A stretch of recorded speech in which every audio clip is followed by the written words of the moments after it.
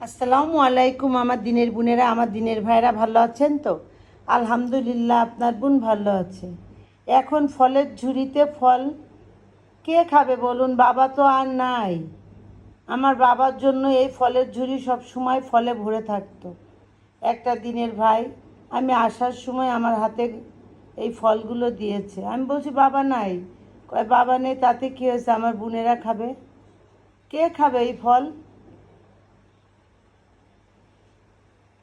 বিদায় বেলা মোরে দিও গো দেখা, হে প্রিয় রাসূল। বিদায় বেলা মোরে দিও গো দেখা, হে প্রিয় রাসূল। এই গজলটা আমার মা সব সময় গেতো।